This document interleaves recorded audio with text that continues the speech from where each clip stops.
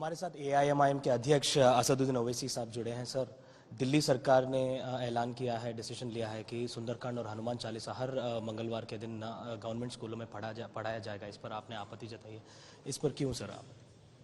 Government school में आप एक रिलीजन का होली टेक्स्ट कैसा पढ़ाएंगे? आप दूसरे रिलीजन के मानने वाले हैं, कोई रिलीजन को मानता भी नहीं है। ये जो कुछ कर रहे हैं ना दिल्ली की मुख्यमंत्री और उनकी सरकार, ये कॉम्पिटिटिव हिंदुत्व कर रहे हैं और ये बता रहे हैं कि नरेंद्र मोदी आरएसएस में और इनमें कोई फर्क नहीं है, बिल्कुल कोई फर्क नहीं। मैं शुरू से कह रहा हूं ये कॉम्पिटिटिव हिंदुत्व हो रहा है। और क्यों हो रहा है? क्योंकि इनको मालूम कि माइनॉरिटी वोट की इनको जरूरत नहीं है, वो तो गिर पड़ के मजबूरी में इनको वोट डालेगा। इनको जरूरत है मेजॉरिटी कम्युनिटी की। तो इसलिए मेजॉरिटी कम्युनिटी की वोटों को हासिल करने के लिए ये लोग अपने आप को बीजेपी आरएसएस के बराबर, उनमें कोई फर्क नहीं दिख रहा है अभी, तो मेजॉरिटी कम्युनिटी के लिए हिंदुत्व की पॉलिटिक्स को फॉलो कर रहे हैं। कोई कह रहा है कि सरयू नदी के पास चला जाएगा, कोई कह रहा है कि राष्ट्रपति को नासिक आ जाना चाहिए।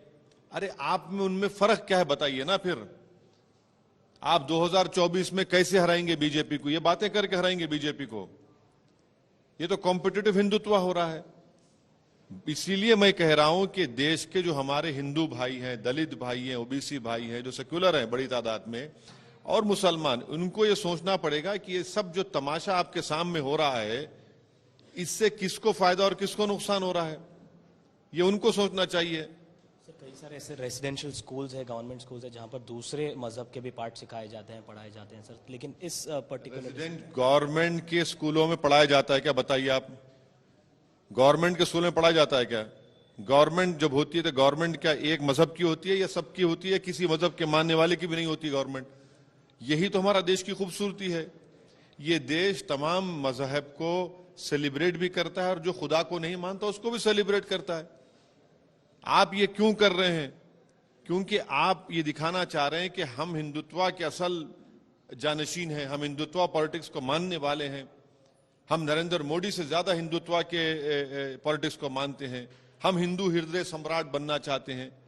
आप यही तो कर रहे हैं। इसीलिए मैं कह रहा हूं कि ये खास तौर से अल्पसंख्यक समाज को, अकलियतों को, और जो बड़ी तादाद में इस देश में सेकुलर जहन और फिक्र रखने वाले जो हमारे हिंदू, दलित, ओबीसी भाई हैं, उनको देखना चाहिए। अब इसका जिम्मेदार तो मेरे को तो नहीं बना सकते ना आप। 22 तारीख को राम मंदिर का इनॉग्रेशन होने वाला है, लेकिन उससे पहले आपके कई सारे ऐसी तकरीरें हैं जहां पर आपने आप पर भड़काऊ भाषण देने की। भड़काऊ भाषण है उसमें? मैं अगर कह रहा हूं कि मस्जिदों में जाके नमाज पढ़ो, क्या भड़काऊ भाषण है उसमें?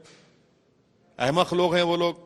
संविधान में फ्रीडम ऑफ रिलीजन मेरा फंडामेंटल राइट है, और मस्जिदों को आबाद करना ये मुसलमानों का फरीजा है, किसी और का तो नहीं है ना। कुरान में अल्लाह फरमा रहा है कि जो अल्लाह पर ईमान रखते, अल्लाह से डरते, आखिरत पर ईमान रखते हो, जाओ और मस्जिद में नमाज पढ़ो। हम एक मस्जिद को खो चुके हैं, ये बात सच है ही नहीं है। अगर जीबी पंत उस वक्त उन मूर्तियों को निकाल देते तो क्या आज फैसला क्या आता? अगर 86 में बगैर मुस्लिम पक्ष को सुने आप शिलान्यास नहीं करवाते तो आज क्या फैसला आता? अगर 6 दिसंबर को आपने सुप्रीम कोर्ट को कहा था कि मस्जिद को हाथ नहीं लगाएंगे, डेमोलिश आपने कर दिया, तो क्या फैसला आता?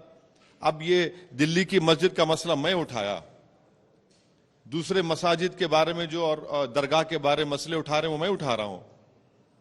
तो यकीनन मस्जिदों को आबाद करना हमारा फरीजा है और हम मस्जिदों को आबाद रखना चाहिए, ये हमारा दीनी फरीजा है। इसमें गलत बात क्या है?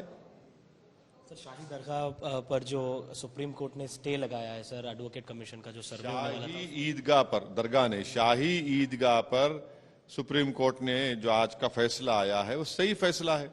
मगर सवाल ये पैदा होता है कि आप लोग पूछते क्यों नहीं नरेंद्र मोदी और उनकी सरकार से कि 1991 places of religious worship act जो है उसके ऊपर इस बीजेपी सरकार का क्या मौकफ है, और क्यों नहीं पार्लियामेंट की एक्ट को वो फॉलो कर रहे हैं, और क्यों कोर्ट्स में इस तरह के फैसले आ रहे हैं।